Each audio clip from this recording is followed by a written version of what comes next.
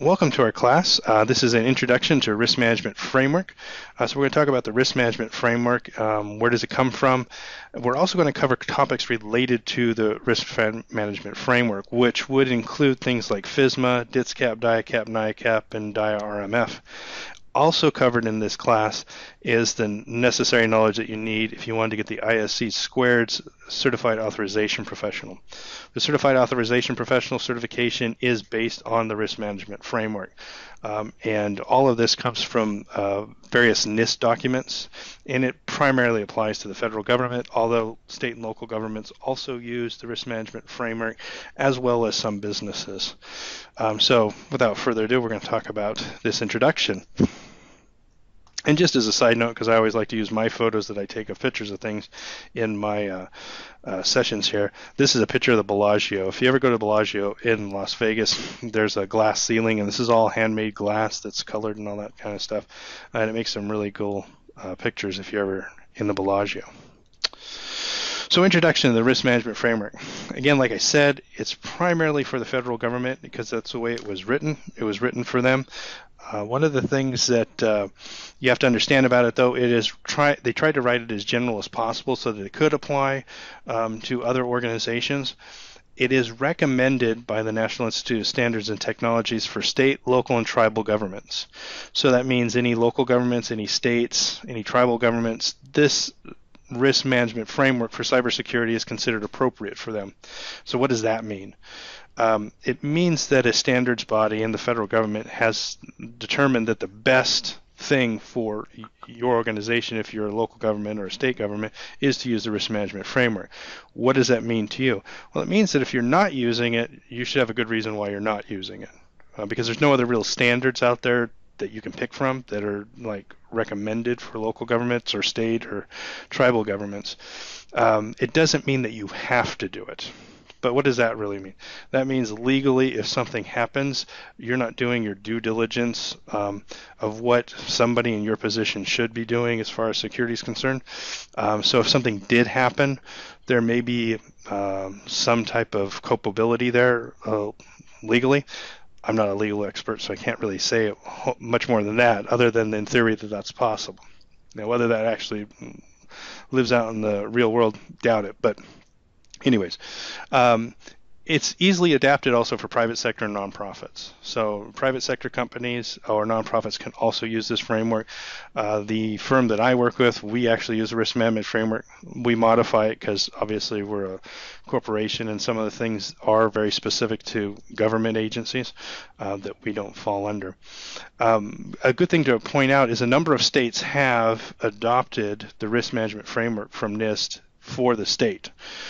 So there's a number of states out there. There's a number of local cities that I'm aware of here in California, because I've worked with them, that have implemented the risk management framework for them.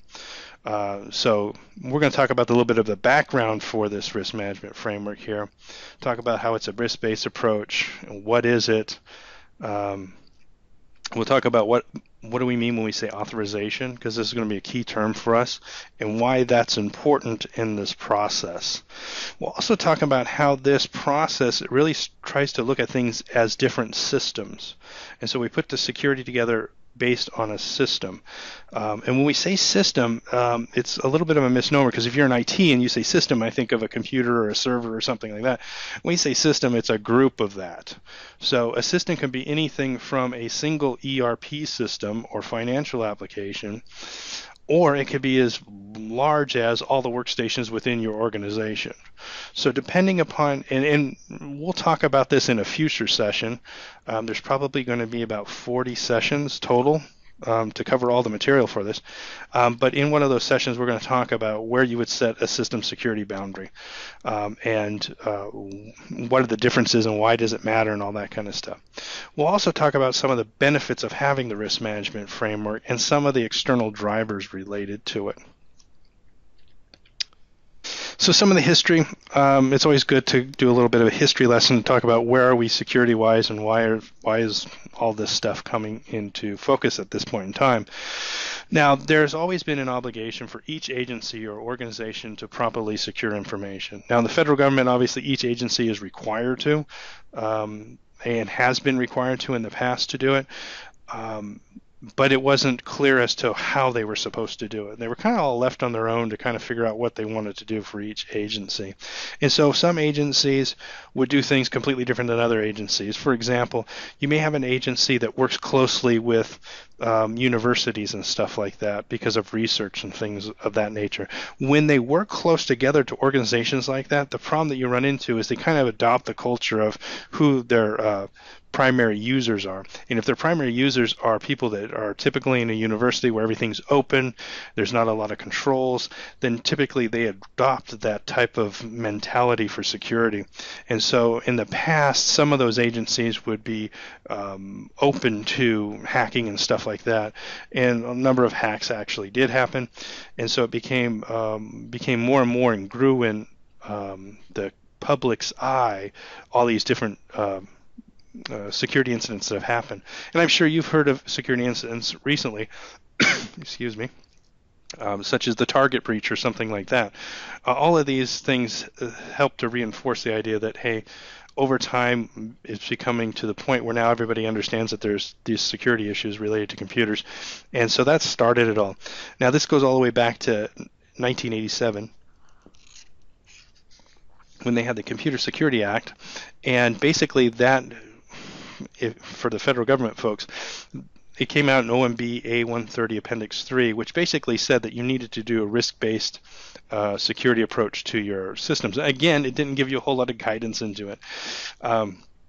Now, in addition to that, the National Computer Security Center, back in the early 90s and up into the 2000s, worked with things like the Department of Defense and the NSA to come up with their similar type of approach to deal with it. Now, their approach was completely different, and you actually ended up with lots of different approaches because there was lots of different federal government agencies. But in the Department of Defense, they ended up with DIACAP. And in the NSA, they came up with DIACAP. Later on, the DoD transformed from DIACAP to DIACAP, and now they're in the process of moving forward to whatever the risk management framework is going to be for them. Now, what happened during all this time in 2002 is FISMA became law. The Federal Information Security Management Act. It basically said in 2002, if you're a federal government agency, you're going to do risk-based security approach, and you're going to consult NIST on what controls need to be addressed. And NIST in that same law got the mandate to come up with standards. Now NIST had standards prior to this, but the standards weren't all used at the time. And it took them a while to gear up and to get standards ready for everybody to use and start using them. And they used to have a control catalog back in the day, and it only had like 26 controls or something, and some small number of controls. Anyway, so now the new one is huge. It has hundreds of controls now because over time they've grown and they've seen new risks, and so they address those new risks with new controls. Now, if you've never seen the NIST website where they have the Computer Security Research Center, you should check it out. You will find hundreds of documents covering all kinds of things. Everything from how to set up a firewall, there's a document for that, to how to set up incident response plan. So all of those things are available for you, and they're all available for free. So one thing, it's great security education just to go find out what they're saying to do. Even if you don't plan to implement a risk management framework, you can certainly use some of their guides for other things. Now, they have some guides that are kind of I don't want to say hokey or well over most IT folks' heads, like, how to use cryptography and how to set up certain things.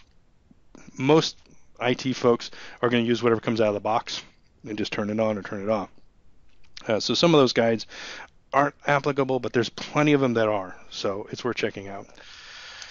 So standards and guidelines. Now, especially if you're in the federal government, now if you're in a local, state, or tribal government or a nonprofit or private sector, this isn't necessarily going to apply to you, all of that. But as we go through this, when you look at anything that's public law, in other words, the law says you shall do something. In California, we have a law that says that if you have a breach, you have to report if there's been a breach, and it has if there's any personally identifiable information. They're working coincidentally, because almost every state has something similar to that. They're working on a federal government one which isn't done yet. I don't know if it's ever going to get passed through the House or Senate. I forget which one it was stuck in. So who knows if that'll ever happen, but they are working on trying to get a nationwide one rather than just California one, because each state has different ones and they have different timelines. And if you're a large corporation doing business in every state, it becomes really hard for you to figure out, well, in California I have X amount of days to report the breach, but in Louisiana I don't have to report for X amount of time. So which one do I do? Do I treat all my clients differently, or do I treat them all the same? Okay, so it becomes a big hassle. So federal laws are better. Now, public law, anytime something's the law, it's compulsory. You don't have a choice. You have to do it. Now, there's federal information processing standards. For the federal government, these are as binding as the law. In other words, they're required to do these things. However, if you look at any of the FIPS standards, they are very high-level objectives. They're not very prescriptive. They don't tell you XYZ how to do this, step 1, step 2, step 3. Like FIPS 199, FIPS 200 basically say you are going to categorize your system as to what level of security it should have, and then you're going to pick risk-based controls and apply those controls. And really that's about as much as it says. It doesn't get into what controls those are. Other than picking based upon risk, it doesn't tell you what the different types of information assets are and how to pick each of those. So it's very high-level objectives, not all the way down to the lower. Now, the NIST special publications, these are considered guidelines. So unless, for federal agencies, unless OMB says you have to do it, then it's considered a guideline. If they say you have to do it, then it's compulsory and binding, and you have to do it. But these ones give you very much the specifics, how to do X, Y, and Z. So it says, here's all your different data types. Here's how it's going to be categorized, either low, moderate, or high for systems based upon the confidentiality, integrity, and availability for each of the different types of information. And it lists out all the different types of information types and what it should be for each one of those. And then the other NIST special publication 853 then gives you a list of all the controls that apply depending upon which one of those types of data that you had. So if you end up with low, moderate, or high for your data, then you could look at low, moderate, and high controls and apply those controls to the system. And we'll get into all of that, of course, later. I just want to show you that the standard is a very high level, not much that you can do with it statement, and the special publications give you the particulars. Side note, if you're local government or state government, you want to implement these, you would go right to the special publications, because the special publications are going to kind of give you all this information, and then you're going to modify them appropriately based upon the risk related to your organization. And so you're not going to implement all the controls that are necessarily listed there, especially like the federal government specific ones. Like there's ones for PII related to how they are to report to the federal government and when. That doesn't apply to state or local governments. So that particular control, you'll probably just say NA to and move on to the next ones. Most all the controls that you're going to find listed are all common sense stuff. If you look at the controls, you can say, well, duh, I know I need to have a firewall. Duh, I should know what all the rules are that are on the firewall, and I should update that on a regular basis. I mean, there's not a lot of stuff that's really out there in left field. It's all now, of course, if you don't, excuse me. So if you don't deal with firewalls on a regular basis, then when you see something like this, then it may make sense or not make sense to you, right? So it's all going to depend upon that. There's other documents that are out there, OMB policies, DoD directives, and CNSI instructions. Oh, excuse me. Those things apply to specific groups of organizations.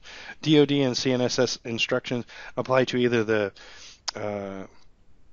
NSA, ODNI, CIA group, or the Department of Defense, and those ones would not apply to anybody else.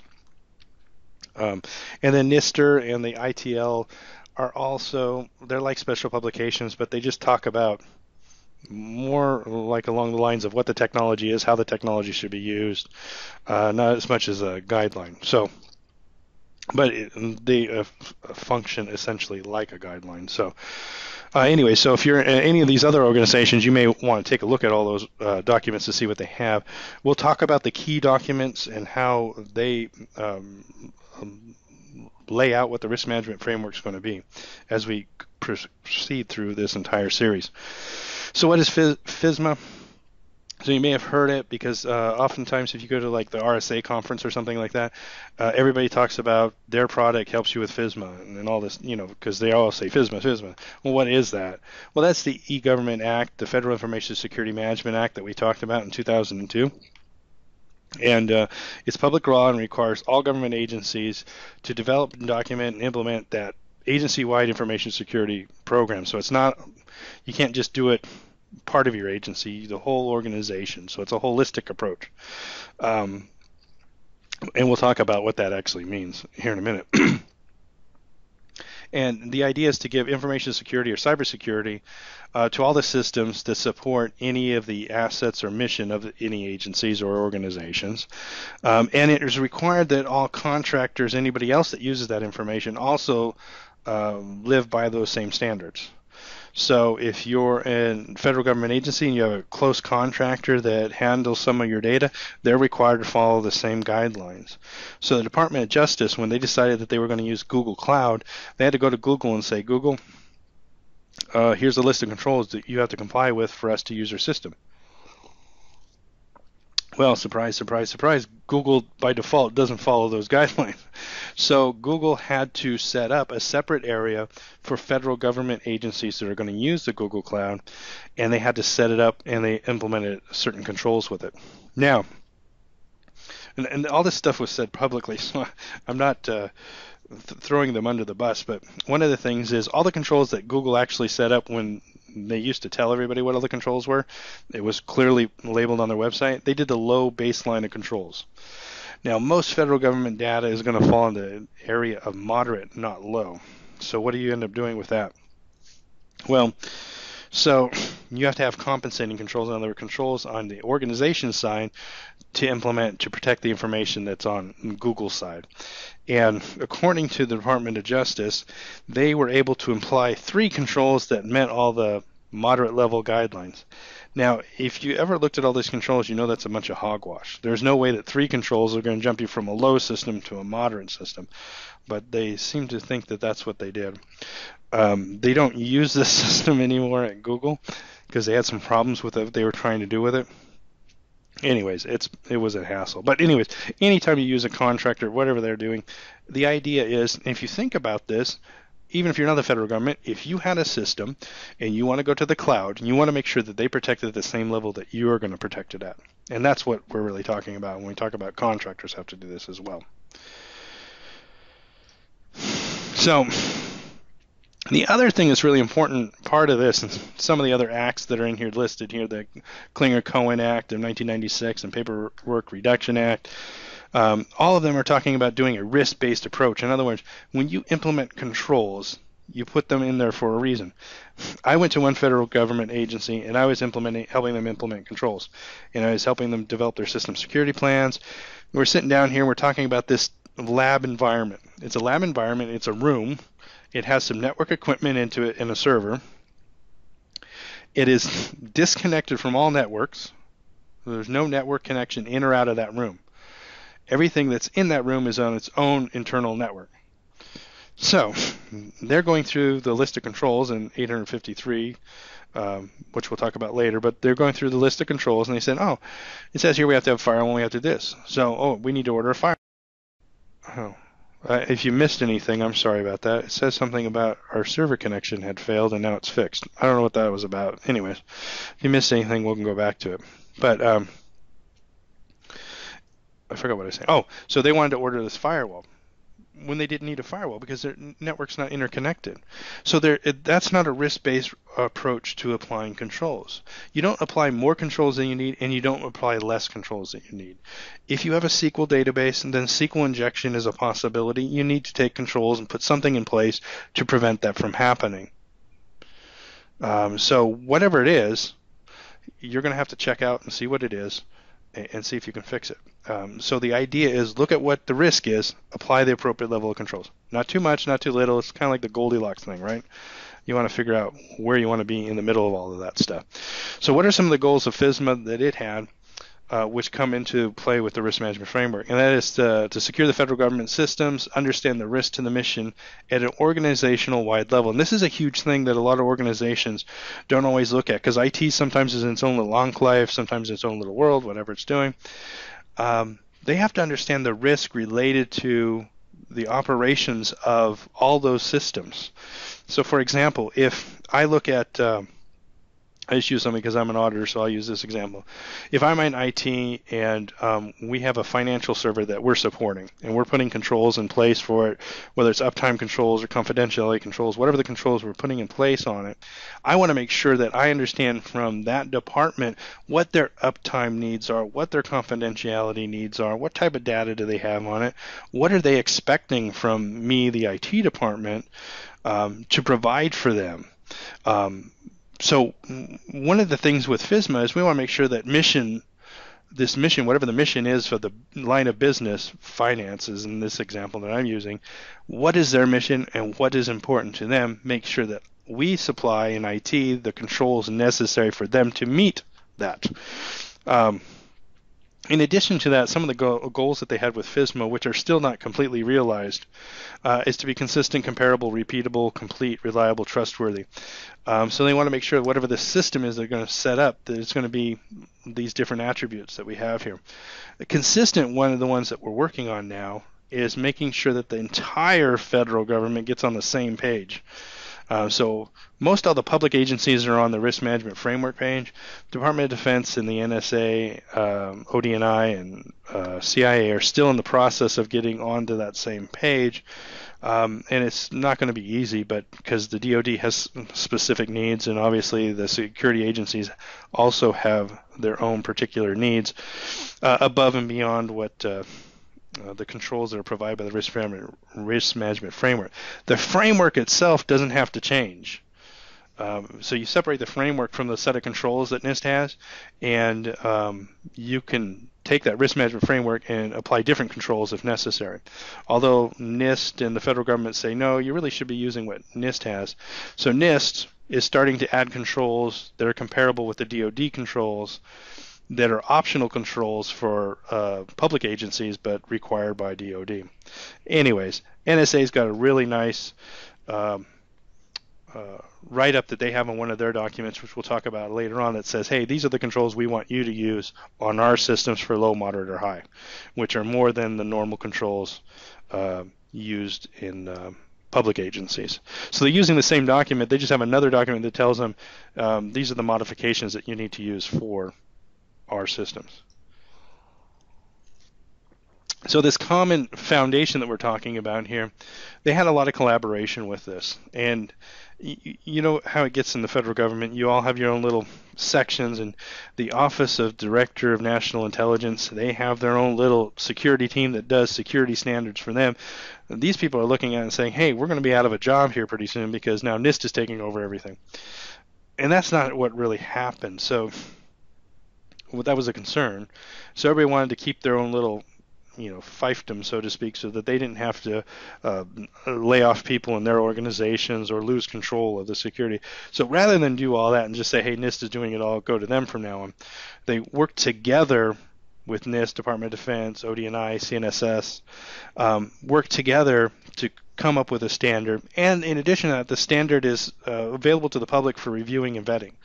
So all these things that come out in all these NIST publications that come out, they're available for draft and comment prior to being finalized. And me and a couple other friends, because we worked with the federal government doing a lot of this kind of stuff, we made a lot of comments on some of the drafts, and some of those comments were actually incorporated into future documents. So they actually do. It's really weird to see something, make a comment on something, and then you see a change similar to what you had recommended come through.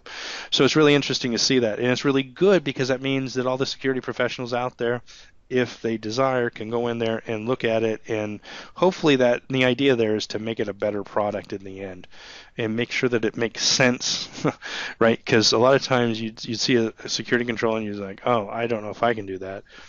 it doesn't make any sense for our organization. Maybe I should send in a comment on that. So useful for that.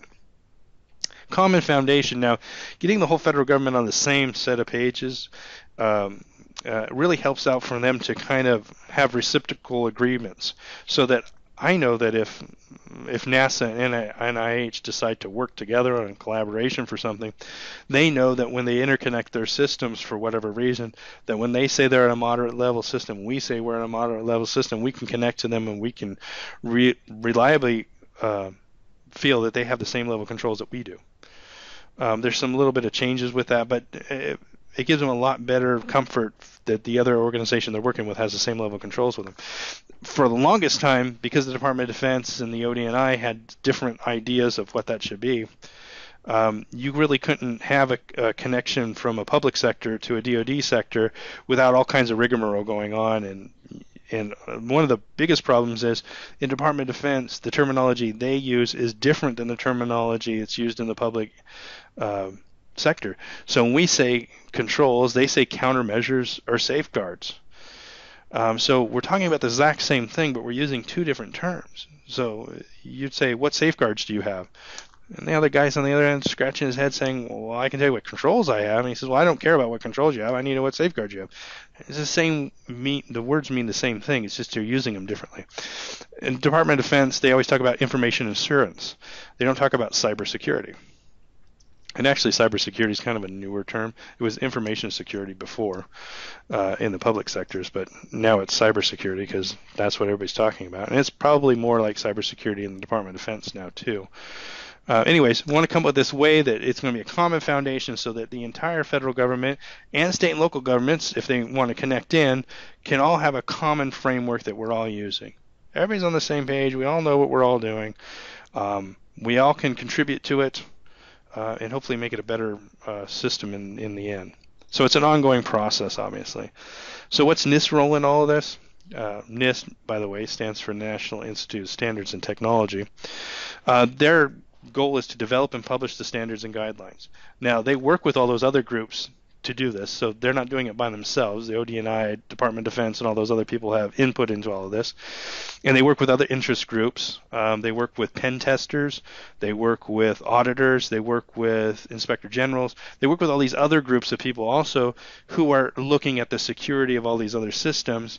They look at incident responders. What are they responding to? And incident responders will come back to the NIST and say, hey, here are 20 controls that are really important because these controls are typically not in place when we look at an incident. So here's our top 20 that you really need to work on. And so they use that, and they took that information and actually have a prioritized approach, which we'll talk about in a future session as well. And they also update the standards and guidelines. So where can you find that? csrc.nist.gov is where you'd find it.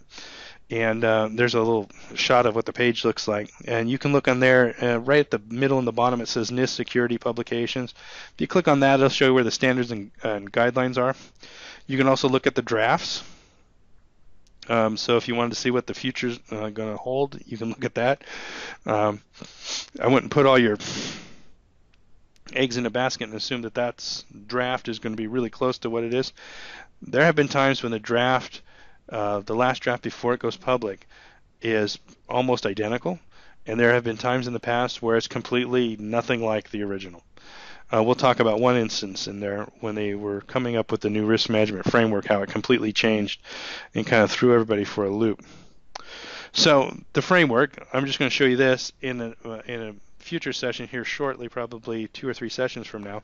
We're actually going to talk about the framework itself and how it works in a life cycle approach, like the system development life cycle. And we're going to show how each one of these steps here, the 6 steps of the risk management framework, align with the system development life cycle and older previous ways of doing security in the federal government. So the first goal is to categorize your system.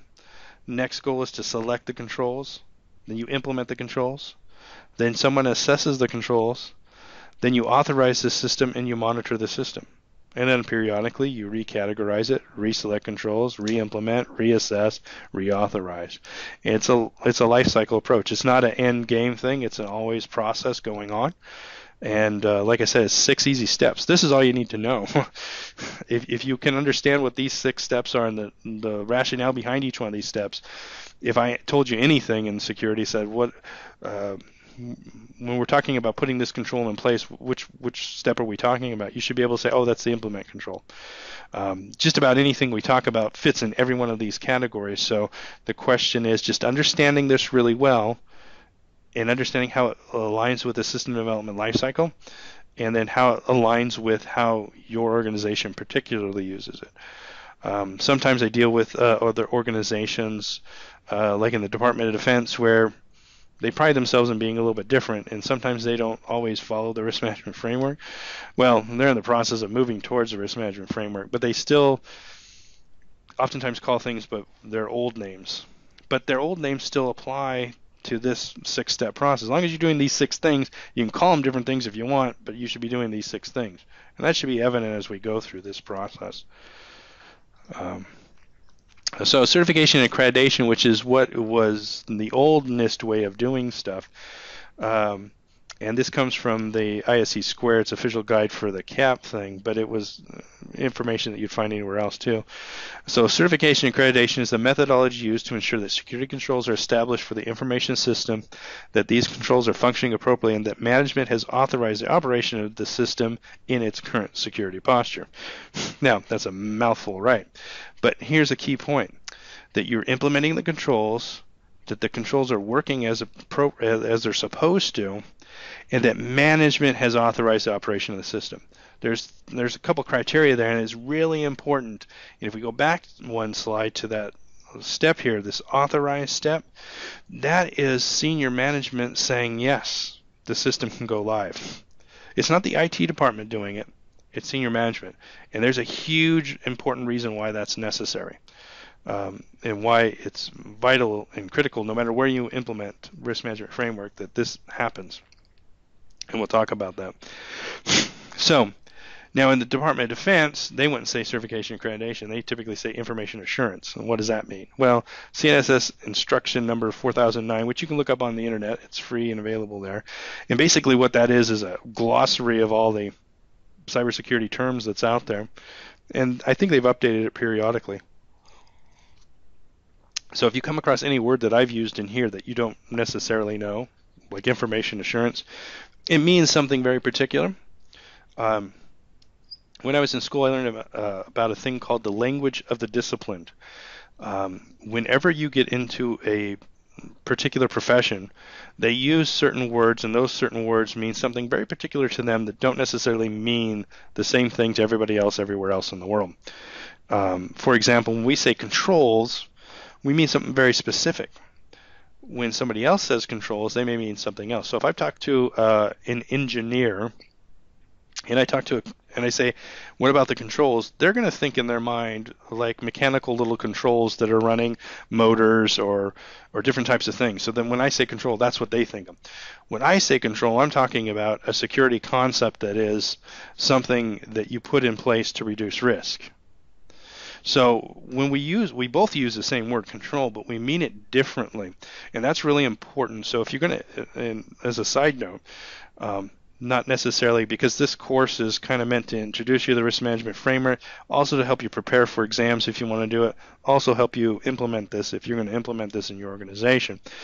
So on the side of saying, hey, if you're going to take the certification, I highly recommend reading the CNSSI instruction number 4009, because it has some of those specific things. What does it mean when we say these words? Control, information assurance, safeguard, countermeasure. What do those all mean? Incident response. They all mean something very particular to cybersecurity folks that other people may not understand. Also, we have to remember that's our jargon, and sometimes our jargon gets lost on other people. So we have to be very careful when we use this jargon outside of our group of cybersecurity professionals, because other people, when they hear it, they're going to be like, I don't understand what this guy's talking about. And then their eyes glaze over, and then they start looking up in the sky or twiddling with their phone, and you know you've lost them. So make sure you always define all that stuff when you talk to them. So what is information assurance? Measures that protect and defend information and information systems by ensuring their availability, integrity, authentication, confidentiality, and non-repudiation. These measures include providing for restoration of information systems by incorporating protection, detection, and reaction capabilities. Now, notice that there's a slight different definition, even though we're talking about the same type of thing, information assurance versus certification and accreditation. But notice here, we're not talking about risk-based. We're not talking about having management oversight on this, that they're signing off on things. But that's all incorporated in here. It's just not in the definition. So I don't know what to tell you about that. But that's just the way it is. So changes. So if you look at old documentation from NIST, they will talk about certification and accreditation. They took that certification CNA process and they turned it into the 6-step risk management framework. This is their first step to get the federal government as a whole on the same page. But it's also just to re-emphasize focus on risk. So the whole, getting into a little bit of the history of it, the federal government implemented the certification and accreditation. They were still getting hacked right and left. Their scorecards were like Fs. So they got rid of the scorecard process because nobody was passing, or they were barely passing. Nobody was getting good stellar marks. So they decided, okay, what's the problem with what we're doing? The problem was, and this is just a problem in the federal government in general, they say, hey, we want you to do a risk-based approach. Figure out what your risks are, apply these controls. Bureaucrats get a hold of that and they say, here's how you figure that out. Here's your controls. Now do these things. Do step 1, 2, 3, and 4. Then people do 1, 2, 3, and 4. Problem is, if you're doing risk-based approach, sometimes step 3 doesn't make sense and you need to change it to something else. So you end up with a bunch of people just going through the motion, creating a bunch of paperwork to say that they're doing security stuff, and really nothing's changed. So now they implemented some controls. The problem is they're still getting hacked just as often as they were. So they said, okay, we need to reassess this. This is not working for the federal government. People are calling FISMA a failure. And it's not that FISMA is a failure. It's bureaucracy is a failure is what it comes down to. It wasn't that FISMA didn't say the right things. It said the right things. It was just not implemented very well. And unfortunately, having a rigid standard for everybody doesn't always work. There's a very different, how do you want to put it? There's a very different organizational culture between different departments within the federal government agency. And of course, everything from local government to everybody else. Not everybody does things the same way. So it doesn't always fit. But then again, also, the risks are also different. And so we have to address that. The problem was they weren't looking at the flexibility that NIST gave them. NIST gave them a flexibility because there's very few standards. There's a lot of guidelines. And guidelines, by definition, mean that there's flexibility. You don't have to follow them to the T. The problem is they took it as, we have to follow this to the T. We have to buy a firewall even if there's no need for a firewall. Now, NIST doesn't say buy a firewall when you don't need one. It says you should do this based on risk. The problem is, what was required there, and NIST wasn't very good about explaining, is you need to do a risk assessment. So you look at all your controls, implement all these controls, and then you look and say, all right, what's the risk related to this if I don't have that control in place? Well, so, for example, putting a firewall in place when you don't really need a firewall because it's not connected to any other network. Well, that should be self-evident, right? You don't need a firewall because a firewall separates two networks.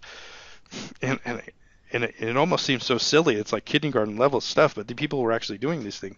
What you want to be able to do is say, okay, here's the risk that we have. We don't have that risk. We don't implement that control. We save some money.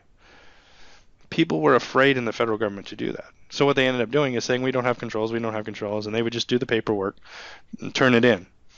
Plus, there really was no bite to it. FISMA gave the federal government the power to actually hold someone personally responsible who signed off on a system and put it into place.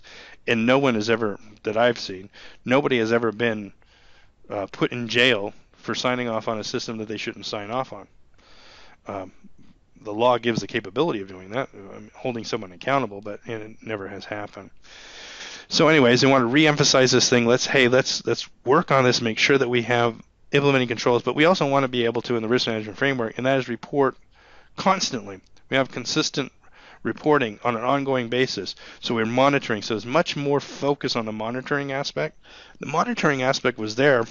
People just didn't pay much attention to it. So what would happen is every 3 years when they would come back to be certification and reauthorization, they would just go through the process and in the 3 years not do anything. And then when it came back to the 3 years, you'd come back and they hadn't done anything. Security doesn't work that way. You have to keep up with everything on an ongoing basis. So they put more emphasis on monitoring the controls and processes, which is a good thing. Again, you have the risk of taking any system like this that's meant to be flexible and help you and turn it into a nightmare. And sometimes in some agencies that I've seen, they've done that. It's supposed to help, not hinder, but that's another story altogether. So some of the terms have transitioned. So certification and accreditation, what I told you before, certification and accreditation were kind of like confusing terms because they're kind of antiquated terms that nobody uses anymore. So they kind of got rid of those and they changed it. Certification is assessment. So most people know what an assessment is, and accreditation is authorization. Most people understand what that means. So there's this transition from those assessments. And if you see assessment and authorization, you go back to that slide where we're talking about the 6 steps. That's 2 of the steps in those 6 steps, assessment and authorization. But we have 6 steps because we want to make sure that we don't forget the monitoring aspect. So assessment, what was once called certification. Now this is official definition, so I'm going to give you the official definition. I normally don't want to read things to you unless it's an official definition. If you're studying for an exam, like the CAP exam, you want to make sure you understand this very well. If you're going to implement this in your organization, you want to make sure you understand what the idea of assessment is. What is the purpose of assessment? Why is it important? Why do I need to make sure I do this? So assessment is a detailed security review of the information systems. It's a comprehensive assessment of management, operational, and technical controls. So when we look at all those controls, management, operation, and technical, it's just taking the controls and dividing them up in 3 different ways. Like an operational control is like doing audits, right? Audit logs and that kind of stuff. Management control is having a policy. Technical control is like having a firewall. Those are examples of the different types of controls. We just put them in 3 different baskets because it makes it a little bit easier to deal with. But we just want to have a comprehensive assessment of the controls. Now, what is the purpose of this assessment that we're doing? We want to determine the extent to which the controls are implemented correctly, operating as intended, and produce a desired outcome. It's important that we get all 3 of those things. It's not enough that you've implemented a control correctly. If it's not operating as intended, it's not doing what it's supposed to do. So I've implemented a firewall, put it in, plugged it in, set up all the rules, but it's still letting packets through that it shouldn't. Well, then it's not operating as intended. How about I set up the rules the way I thought they were supposed to be set up, but it's not producing the desired outcome? Well, then it's still not working properly, right? So anytime we implement a control, we want to make sure it's doing all the things that we want it to do. And so the purpose of the assessment is to go in and verify that it is. Now, it's not IT's job to do this. IT is supposed to be independent of this process, the assessment process. And we'll talk about when they can and when they can't be a part of it. And we'll explain why that's an important aspect of this. Now, after this assessment's done, so this is like the auditors come in, they look at everything. After that's done, it provides a factual basis for the authorizing official to render an accreditation decision or an authorization decision. So that means somebody else is going to sign off and say, yes, put this system live. And they're putting their John Hancock on it and taking responsibility for it. That's the next step. We'll talk about authorization next. What used to be called accreditation. So authorization is official management decision to operate. So this is management saying, go ahead, put that into production. That means it's given by someone that's a senior agency official or senior management person. The official should have authority to oversee budget and business operations of the information system. This is important because who better knows what the mission is and the allowable downtime for, like, the finance department than the finance director. So the finance director or manager or whoever it is should be the one signing off on the security controls that are on it. Now, the security controls are on it. The finance person may not understand what they are. So he has to rely upon the IT. Well, so I'm relying upon this IT guy to tell me that he's doing the right thing. That's why we have this third party that comes in, does the assessment to give them a factual basis to render a decision. So as a manager, I don't have to understand the security around the system and if it's the right or appropriate amount. I just need to know that the auditor says, or the assessor in this case, the assessor says that it's the appropriate ones. So they don't have to understand anything about the IT or IT security aspects of it. They need to understand the risk. They need to understand what their mission is and what their allowable amount of downtime and uptime and all that is. If they understand that, great. It's good to go for them. So they should have authority over that. And they're explicitly accepting risk to operations, assets, and individuals. And we'll talk a little bit more about that because it's more in depth than that. Because operations, assets, and individuals, you're thinking, wow, that's more than just a system, right? Well, of course it is, because people, end users, have to use it, right? So let's take a process in finances, printing a check to pay somebody. Well, people have to be involved in it. Someone has to sign it. We have to have paper available to print the thing. So it's not just the information system, the computer system. And actually, if you look at the definition according to OMB, what an information system is, it's everything. It's people, process, and systems. So it's more than just the system. It's like the people, the processes, and everything else. So a typing pool is an information system. Not a very advanced one, but it's an information system. So you're accepting responsibility for the security of the system. They're going to be fully accountable for that system as well. So that means somebody can go to jail for it, right? So authorization. So from NIST Special Publication 8037 Revision 1, which is the current one that's out there, the authorization is this: the official management decision given by a senior organization official to authorize the operation of an information system and to explicitly accept the risk to the organization operations, which includes mission, functions, image, and reputation. So reputation is part of that too.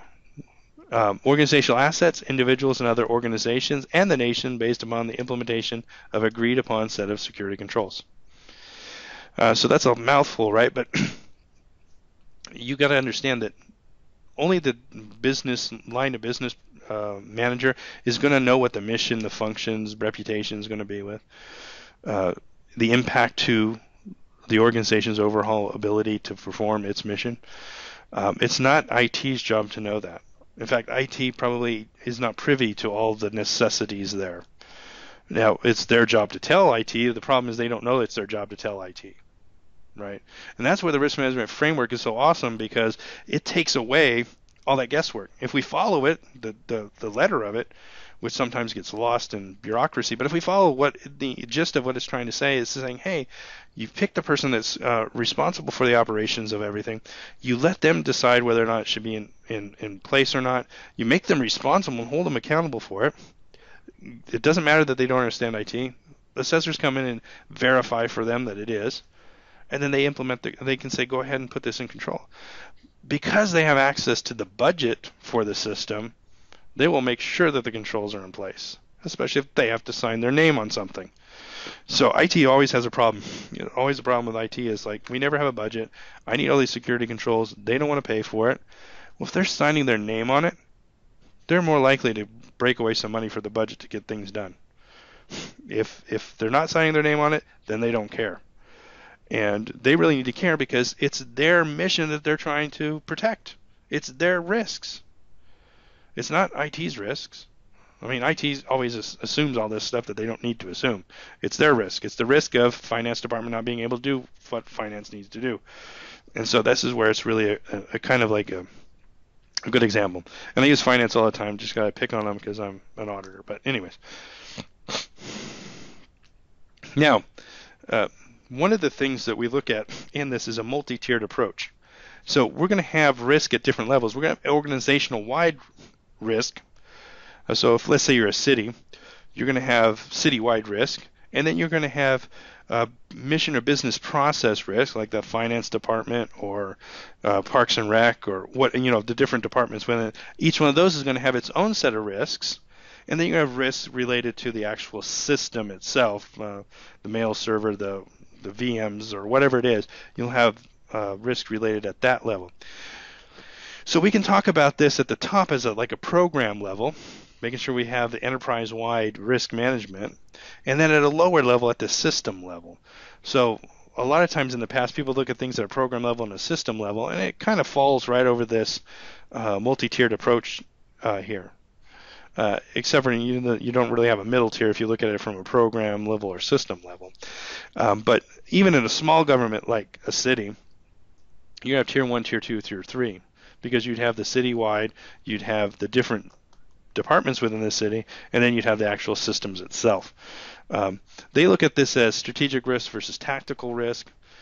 And that's a good way, I guess, to put it. The idea is to look at what's the risk to the city as a whole. Like, there's an earthquake, and it takes out all the roads and all this other stuff. That's a citywide risk. Now, what are you going to do about that thing? Because information systems are going to have to, travel from location to location. What happens when the lines go down during this earthquake, and how is emergency services going to continue to do their stuff? Now, when I said emergency services, how are they going to do their stuff if the city had that? That gets into tier 2, right?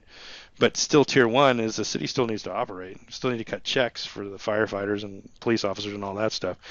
And that's kind of a tier 2 thing, because cutting checks is part of that. But because that's more than one department, that becomes a citywide issue. And that's just giving you an idea using a city as an example. But this applies to a business. This applies to federal government agencies, micro agencies, tribal governments even. In addition to that, we look at things in a system security approach. We look at things in a system. So when I say systems, like I said earlier, I'm not talking about the particular server itself. I'm talking about a group of systems, and we can group these systems into any type of system we want. We can group them based upon the network they're on. We can group them based upon the types of systems they are, so that when we apply controls, we're going to apply controls to a system, right? So when I apply the control of antivirus to this system here, what I'm saying is I'm putting antivirus on all these servers. Or I'm implementing a control of X or whatever it is. I'm applying it to all of this in this example here. It's called subsystem 1. I'm applying all these controls to that system. So we want to make sure that everything in that system gets it. Now, this is the thing that I always get as an auditor when I go to federal government agencies, and they have servers, network devices, and workstations all in their system. And then when I'm reading through their thing, and I say antivirus and the system controls, and on that control it says that they've implemented antivirus, and it's automatically updated, and it's installed automatically updated and scans every day. First question I ask them is, okay, how does that apply to your network devices? Well, it doesn't go on our network devices. Okay, well, now you're lying to me, because you're telling, and I don't tell them they're lying to me, because they're not. They're not being very thorough. So what they should have said is, we implemented antivirus this way on workstations. On servers, we implemented it this way. On network devices, we didn't implement it because there is no such thing, or we've accepted the risk, or whatever it is. So it's just a matter of being very careful about what you're saying, because you give the impression to somebody, like the authorizing official, if they decided to read such a document, that you have antivirus on everything, and then when your network devices get a virus for whatever reason, if they ever did, then you have to explain to them, well, I thought you had antivirus. Well, no, we don't have it on there. Well, you told me you had it on everything. It's just about being careful with that stuff. But the idea with a system approach is to make sure that everything in that system has that same level controls. And if it's different than everything else in that, you need to document that it's different, so that the people that are determining the risk can make the right decision. What are the benefits to this? Information security becomes visible, because here's the thing: somebody in management has to sign off on it. They can't ignore security anymore. So it becomes visible to them. Management's automatically going to be involved. They're going to have to practice their due diligence. It actually takes a lot of work. Well, it doesn't necessarily take a lot of work off IT, but it does take a lot of responsibility off of IT, which it really shouldn't be there. It really should be on management. It helps integrate security into systems, because when a new system comes online, the idea is you start with asking the question, what kind of data are you going to have on that system? So somebody comes to you and says, hey, we're looking at buying a new system. First question from IT, what kind of data are you going to put into it? What do we need to do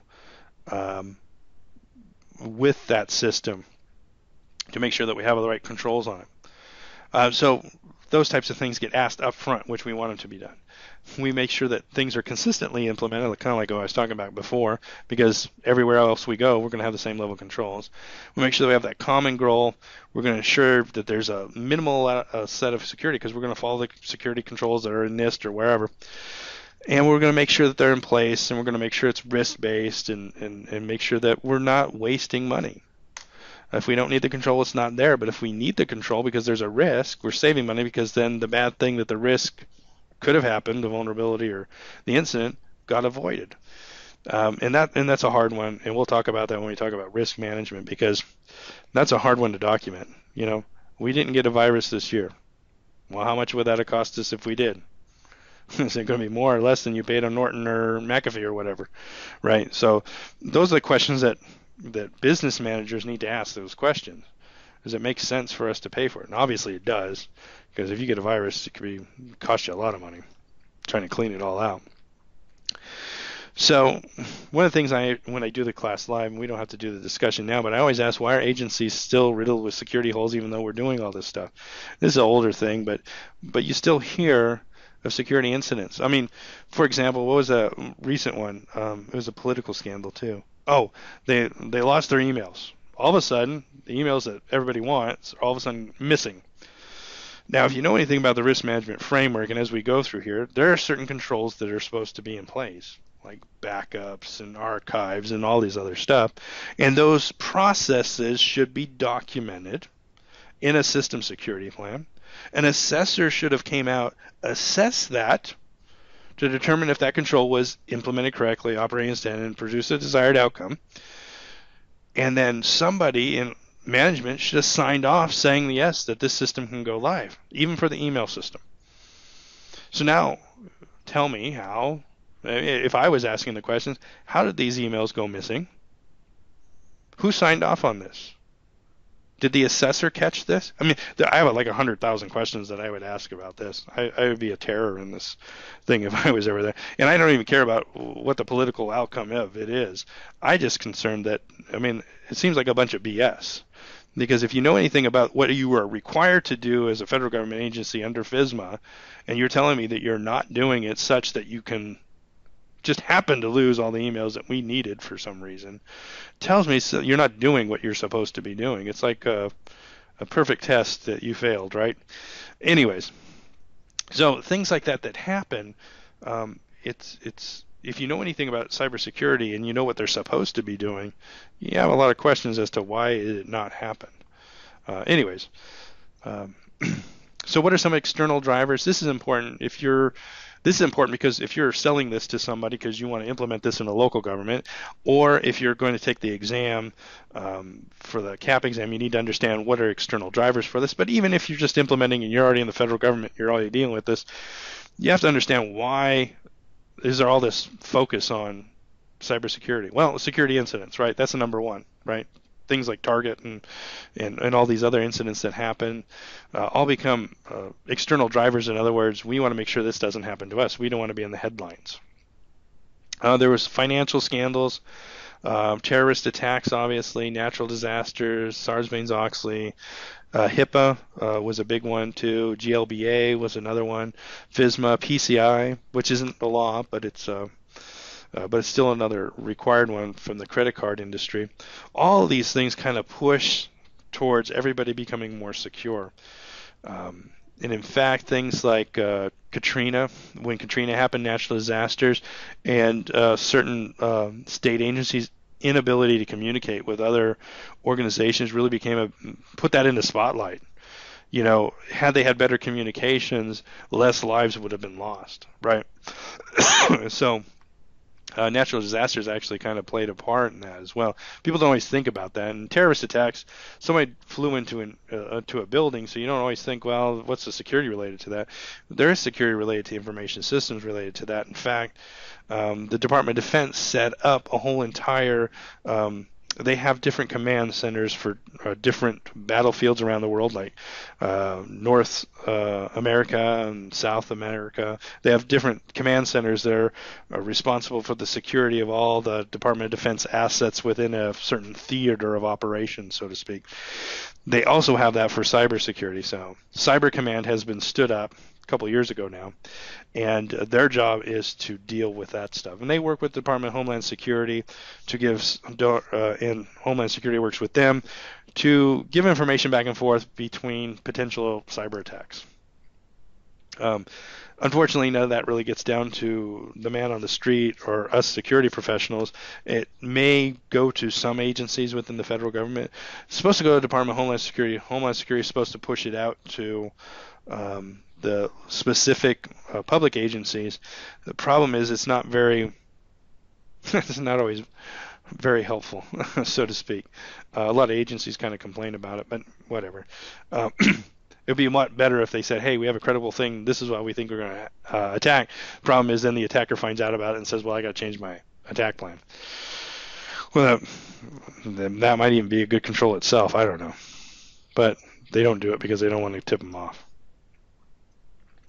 So again, another one that happened recently, a friend of mine works in the Department of Energy, and they actually have a program set up that if they are under attack, they turn the lab off. So it's disconnected from the internet until they've got the control, until they figured out what the problem was, how the people got in, what the virus was, and it's going to be completely eradicated before they will reconnect to the internet or reconnect to other parts of the agency. So they have a very strict containment system that works really well for them. And I actually think it's kind of a good way to do it for instant response reasons. So just really quickly think in your head, what is the official management decision to operate? Remember, I'm using the old and new words here, but what's the official management decision to operate? Well, I've probably given you enough time to think about it. It's authorization if you didn't think about it. And then the next one is, what's a comprehensive assessment of the management, operational, and technical security controls? I trick you on this one because I use the old term. It's certification. And here's the thing, if you've been working in cybersecurity for any period of time, you probably still will find documents that still say certification and accreditation. So although if you're taking the exam for the CAP exam, you need to know assessment.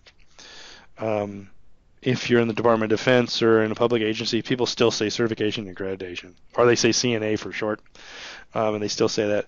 I think most people are starting to go over to Risk Management Framework, RMF. So there you go with that. So that's it for today's session, unless we have any questions, which if you have any questions, please unmute yourself and ask a question or type it in the session over there. The next session will be next Thursday. It'll be building a successful risk management program. And if you want to see for upcoming sessions, we only have that one listed right now. As soon as new ones get scheduled, they'll be posted on Trainers Underground at .eventbrite.com. I'll also post them on my Facebook page and LinkedIn page. We also have coming up an introduction to Microsoft Azure, which is not part of this cybersecurity one, but it's an introduction to cloud service that Microsoft has. A friend of mine will be teaching it from New Zealand, and that'll be on a Friday night, or Friday afternoon, coming up in the next couple weeks. And also, if you'd like to view past sessions, and this session will be recorded and put up there on youtube.com/learnsecurity. Any questions?